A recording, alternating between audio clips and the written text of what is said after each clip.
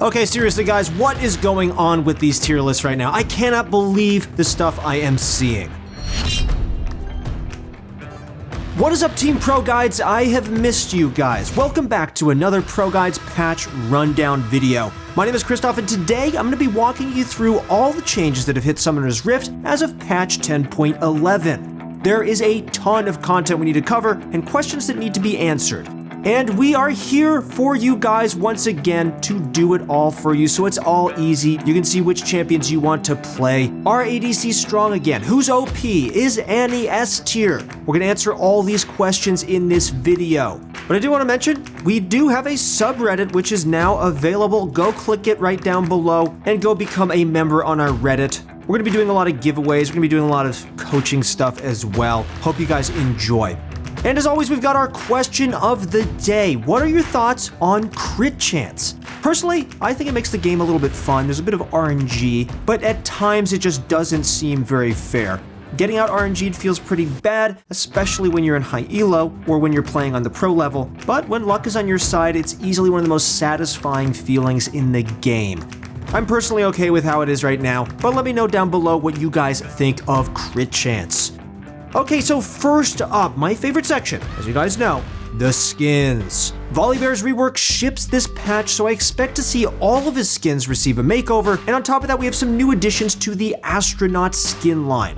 Astronautilus and Astronaut Teemo are receiving some new chromas you can check out, but we're also going to be seeing 3 new champions who are joining the team.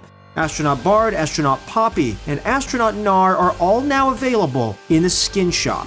Okay, these skins look incredible. I know you guys, and I know they're going to stand the test of time, so I'm just gonna buy them. They also have a bunch of incredible chromas as well, so they are super worth it.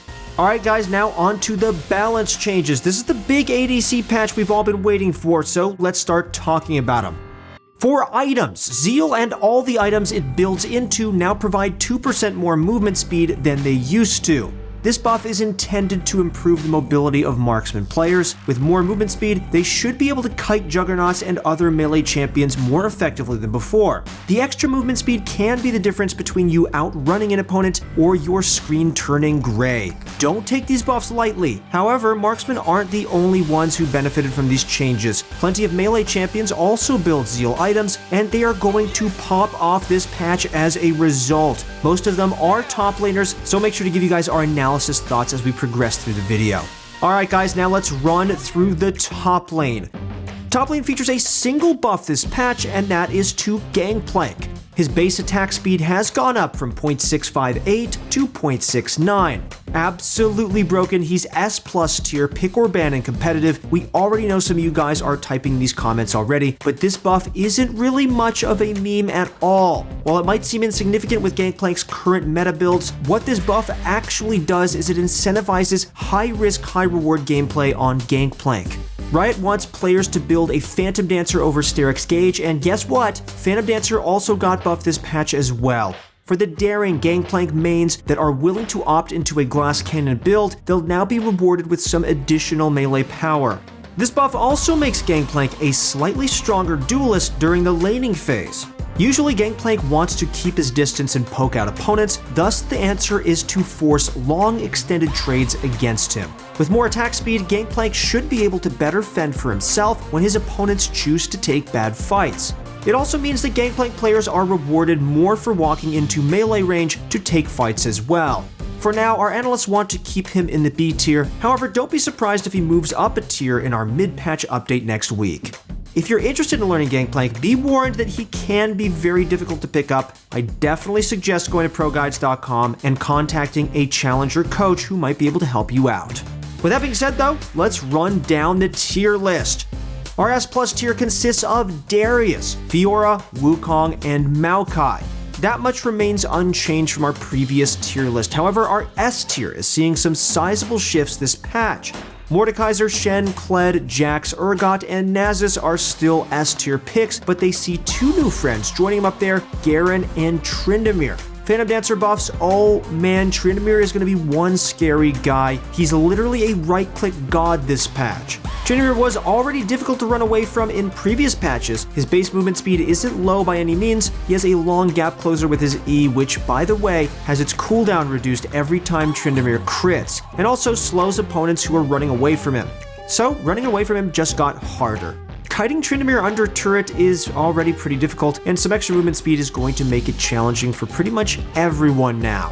He's already a pretty solid 1v9 champ. Tryndamere is one of the most oppressive split pushers in the game. You're not safe under your turret. He will not die.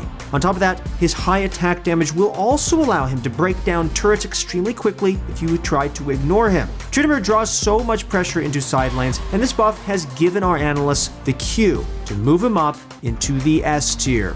Garen has been shifting between tiers for a while now, but the Zeal items are definitely going to help him out a bunch. Whether he wants to build a Phantom Dancer or a Static Shiv, Garen is going to be a little bit faster than before. As a Juggernaut, a movement speed buff is the strongest one he can receive. Although it was an indirect one, this buff is definitely going to carry Garen and make him a top tier pick once again. Yasuo and Lucian have been moved up to the B tiers as well. The Zeal item buffs are going to help both of those champions out a bunch, especially Yasuo. Extra movement speed means that Yasuo will now be able to reach his targets much more easily now. As one of the few melee carries in the game, it means the world to Yasuo that Riot has decided to provide him some extra movement speed. Yasuo players need to rejoice because it's extremely rare for him to receive any buff, even indirect ones. Lucian was also subject to some buffs, so we'll cover those in our bottom lane section a bit later. Thus, they've gone up a tier as they're going to be much stronger picks this patch. Alright guys, that's it for the top lane. Now let's move into the jungle. First up, let's talk about Graves. Across all ranks, especially in high elo, he was way too good. Graves has very few weaknesses and is considered a well-rounded champion. To take away some strength, the balanced team have decided to target his mid to late game. His Q's initial damage ratio has been reduced from 100% of bonus AD to 80% of bonus AD. This is going to hurt Graves' scaling significantly. He won't have nearly as much burst damage as before, but this nerf won't be that noticeable until Graves hits 2 or 3 completed items. With just a warrior enchantment finished, there's already a loss of 12 damage, and this number is going to continue to grow as Graves finishes more and more items. Our analysts believe that this will weaken Graves a bit, but he'll still remain a top tier pick in spite of these nerfs. Especially with the Zeal buffs, it's likely that this will end up in a net neutral. Alright, next up we have some buffs coming to Fiddlesticks. To add more variety and thematic decision making while playing him, his passive has received a massive buff. If you didn't already know, Fiddlesticks can stand still for a second and pretend to be one of his own effigies. The buff he's received is that now, if he's posing as an effigy, he's able to terrify enemies that are hit by his abilities. This change adds a ton of depth to Fiddlesticks' gameplay, and even without it, he's doing pretty well. He's been sleeper OP and he'll continue to dominate the Rift, likely less silently now. On top of this, Fiddlesticks' W damage to minions has gone up from 40% to 60%. After successful ganks, he'll help his laners push in waves more quickly. This can be very useful. Some extra power can't hurt Fiddlesticks, and our analysts already have him up in the S+ tier. Can't go up any higher, so he's just gonna stay there for now. Hecarim has also received a nice little buff this patch. His Q's damage has increased from 55 to 215 to 60 to 228. Quick question, have you ever duoed with a Hecarim player that doesn't use push to talk? If you ever do, maybe ask them to, because it gets pretty irritating to hear him mash that Q button over and over again. Even a small 5 damage buff at level 1 is going to add up. When considering that he's constantly casting this ability over and over again, his Q's damage to minions is going down from 66% to 60%, but this buff will still increase his jungle clear speed, as well as damage to enemy champions. This buff doesn't seem like it'll be enough to push Hecarim into the S tier just yet, but we expect him to see more play both as a jungler and a top laner. Volibear's rework ships out this patch, and as always, he's going to be unranked in this tier list. Our analysts speculate he's an S tier pick already, but we'll update you guys next week regardless. Real quick though, let's run through his changes. Volibear's Q no longer flips targets, but instead stuns them. His W is now a single target burst damage spell, dealing 10 to 110 damage, plus 100% of his base AD, and 6% of his bonus health. If he casts it a second time on the same target, it'll deal 50% bonus damage and also heal him for 20 to 80 health and 8 to 16% missing health based on skill level. His E sends a bolt of lightning at a target location, slowing enemies hit by 40% for 2 seconds, while also dealing 60 to 180 damage plus 80% of Volibear's AP and 7 to 13% of the enemy's maximum health. Damage on this ability is capped against non-champions. Finally, this ability also shields Volibear for 15% of his maximum health plus 80% of his AP if he's hit by it as well. Volibear's ultimate allows him to jump a short distance, dealing 250 to 700 plus 250% of his base AD and 125% of his AP damage upon landing. He's also granted 200 to 600 bonus health, and nearby turrets are disabled for 2 to 6 seconds. In spite of all these changes, our jungle tier list will remain unchanged. The Zeal buffs were a nice touch to champions like Graves and Kindred, but they don't seem to be big enough to bump them up a whole tier. Thus, our S+ tier still consists of Graves and Fiddlesticks. Next, our S tier champions are still Lee Sin, Olaf, Rek'Sai, Shaco, Trundle, Nunu, Elise, Warwick, Kayn, Evelynn, Nidalee, Wukong, and Zac. There are a ton of champions in the S tier, and a lot of those champions are going to feel a little bit weaker as a result of the Zeal item buffs. Champions like Warwick, Trundle, and Rek'Sai are going to be easier to kite with more movement speed. However, our analysts believe that for most players, the movement speed buffs won't really affect their gameplay too much. In extremely high elo games, these sort of champions will definitely see their win rates take a hit, but across most ranks, they'll still feel pretty strong, maybe even as strong as before. Alright guys, with that being said, let's head into the mid lane. First things first, let's talk about Talon. Once again, he's too strong in elite levels of play. His Q's mana cost has gone up from 30 to 40, and the healing on it when it lands a kill has been decreased from 20 to 71 to 10 to 71. In the early game, 10 healing is actually a pretty big deal. When used repeatedly, 10 healing can add up. Realistically, this could be as much as 100 to 200 health lost during the early laning phase. Potentially, this will force Talon players to take unfavorable recall timers or forfeit more farm early on in harder matchups. His damage hasn't been touched though, so he's still going to be one-shotting enemies left and right if he manages to pick up kills here and there. This change incentivizes players to find picks that can hard counter Talon and shut him down as a result. Don't give him breathing room, guys. Try to take advantage of his lowered sustain. Talon is going to feel like a riskier pick as a result of these changes, so we're going to be dropping him from the S+ tier throne down into the S tier. Next up we have Syndra, who got nerfed. Her E's cooldown was increased from 16 to 12 to 18 to 14. Syndra has been way too safe of a pick for how much value she actually brings to a team. In high elo, she was one of the most popular picks because of this. There was no reason not to. She was an above average pick that could either win lane or go even. Without any hard counterplay, Syndra allowed players to pick a carry champion with very little repercussions. With an increased cooldown on her stun, Syndra is put into a riskier spot and her utility has also taken a hit. She'll still be very good, but our analysts have decided to move her down to the A tier. But we'll let you know next week if we think that will change. Alright guys, now let's run through the tier list. In our S+ tier, oh god, we still have Fizz. He's been in there forever. When is he gonna leave? Riot, please do something about Fizz. Next to Fizz, we also have Vladimir. They're pretty safe picks who scale very hard. The difference is that Vladimir one-shots a whole team, while Fizz one-shots 1 or 2 people. The trade-off is that Fizz can play aggressively early on and try to snowball games, while Vladimir typically needs to play a lot more reserved early on. Next in the S tier, we have Kassadin, Katarina, Echo, Cassiopeia, Diana, Zed, Yasuo, Sylas, Galio, Talon, and our newest member, Annie.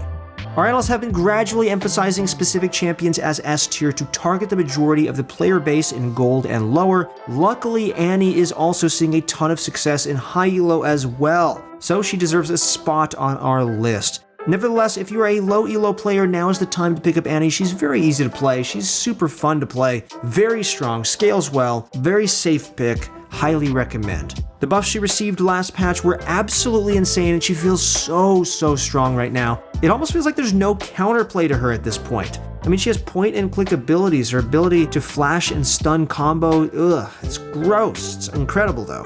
And she also can farm safely from a distance, and she's very easy to farm with. Long story short, it's not difficult to have a meaningful impact while playing Annie, so definitely give her a try. One last note our analysts want to mention is that Twisted Fate is also a borderline S tier pick this patch. The Zeal buffs mean that Rapid Fire Cannon Twisted Fate now actually has more movement speed to chase or run away with. So pick him up if you guys are interested, but don't just go into ranked, guys. If you want to play Twisted Fate, go to ProGuides.com and find your challenger coach to teach you. Alright, next up is the moment we've all been waiting for. Let's get into the bot lane changes. Every bot lane marksman aside from Lucian, Kalista, Tristana, and Vayne has had their base HP increased by 30, and their HP per level increased by 2. Corki and Quinn are excluded altogether. Here's a quick list of the champions who are receiving buffs though. It's going to be Aphelios, Ashe, Caitlyn, Draven, Ezreal, Jhin, Jinx, Kai'Sa, Kog'Maw, Misfortune, Sivir, Twitch, Varus, and Xayah. Marksmen have just felt kind of weak, to be honest. So these buffs are going to make it a little harder to dive these backliners and one-shot them. I think a little bit more survivability is definitely needed for this role. Survival is crucial on any champion, but if you're playing a marksman, it's like essential. Alright guys, now let's talk about those other changes. First up is Lucian. His passive second auto crit damage has gone up from 75% to 100%. Giving him bonus health early on would have made him too oppressive. More importantly, this would have made him an even stronger top laner, so he's not going to be getting any of that. As a champion who's already so strong during the early game, Riot has decided to put more power into his late game, which can feel kind of lackluster at times, especially if you haven't snowballed or anything. Nevertheless, any Lucian buff is a top lane Lucian buff, which is why our analysts are going to be moving him up a tier. With this buff, Lucian players should feel more trigger happy with rolling the dice. In other words, get in position to surprise an enemy carry and try to 2-tap them with a double shot. If you roll 2 crits, you'll be able to take out at least 3/4 of their health in one go. Since every other marksman received an HP buff, this means that Lucian is going to have a harder time winning those early fights during the laning phase. He's an extremely snowbally champion, so we've moved him down into the B tier for now. Kalista, as we all know, is another champion whose early game is rather oppressive. In place of those HP buffs we mentioned earlier, Kalista received some extra damage and a buff to her W. Her W's passive damage has gone up from 10 to 18% of her opponent's max HP to 14 to 18%. This buff is rather small in the very early game, but by the 10-minute mark, it'll definitely allow Kalista to spike even harder into the mid-game. 4% max HP damage is huge in the mid-game, as this will be at least 40 extra damage most of the time. Her W's active mana cost has been reduced from 20 to 0 as well. Mana issues have become much more common for Kalista players, and this should allow them to utilize their utility without any drawbacks. Like Lucian, the fact that other marksmen have had their base HP buffed is pretty nuts. While Kalista did receive buffs, her power relative to other marksmen remains about the same, and we're going to be keeping her in the C tier for now. She's an extremely powerful pick in high elo, however, so make sure to check out our high elo tier list for more about her later this week. Next up is Tristana. Her base attack speed has gone up from 0.656 to 0.679. Rather than buffing her early game and making her too strong in solo lanes, Riot has targeted her late game. If you're looking for a long-ranged, hyper-aggressive carry in the late game, she's definitely going to be your girl. Attack speed buffs are huge for marksmen as they build a bunch of attack speed items to begin with, but she's going to be remaining in the B tier for now, as it's likely that the laning phase is going to be a little bit harder for her now that other marksmen received some early game buffs. Finally, Vayne is also receiving a different buff. Instead of her base health, her Q's bonus AD ratio has gone up from 50 to 70% to 60 to 80%. Of all the marksmen, it feels like Vayne received the smallest buff, as she doesn't build too much AD to begin with. Instead, players opt for more attack speed to utilize Vayne's W as effectively as possible. This buff might push players to find more AD-centric builds to replace the current meta of Blade of the Ruined King, and also Ginsu's. She'll still remain an S tier pick though, because Kai'Sa is going to become even stronger than before. Vayne is an excellent answer to her, but nonetheless, let's talk about Kai'Sa. Kai'Sa is the only marksman to receive 2 sets of buffs this patch. On top of the extra health that marksman received, her Q's bonus AD ratio has been increased from 35% to 40%, while her R's cast range has been increased from 1500 to 2500 to 1500 to 3000. Kai'Sa will definitely feel much stronger with 2 sets of buffs in one patch. Especially in high elo, Kai'Sa will feel extremely oppressive because of her incredible scaling and safe late-game teamfighting. Kai'Sa has been moved up to the S+ tier as a result of these buffs. Thus, our S+ tier now consists of Varus, Ezreal, and Kai'Sa. It definitely feels like Riot wants Kai'Sa to succeed. I don't blame them either. She's a super fun champion to watch. You guys have been watching a bunch of Doublelift recently. You can tell that he really likes Kai'Sa. Varus, Ezreal, and Kai'Sa all shine in their own rights. Varus is one of the most oppressive laners, Ezreal is one of the safest, while Kai'Sa is also one of the strongest. Everyone's special for their own reason, and we like Riot's decision for that. Our S tier consists of Vayne, Caitlyn, Jinx, Draven, Yasuo, and Misfortune. Watch out for the Zeal buffs once again. Yasuo is going to feel a lot stronger with some extra mobility, especially if you play a bot laner that doesn't build a Zeal. Alright guys, let's finally wrap it up with supports. The support Lux buffs have finally come. She's also going to feel a lot stronger as a mid laner as well, so do not overlook her in that role. After detonating her E on an opponent, it now slows opponents for a whole second as opposed to 0.25 seconds in previous patches. That's pretty big. Support Lux players can now provide even more meaningful impact during early game trades and during team fights. A whole second of an AoE slow is pretty impressive. I think you guys already know that.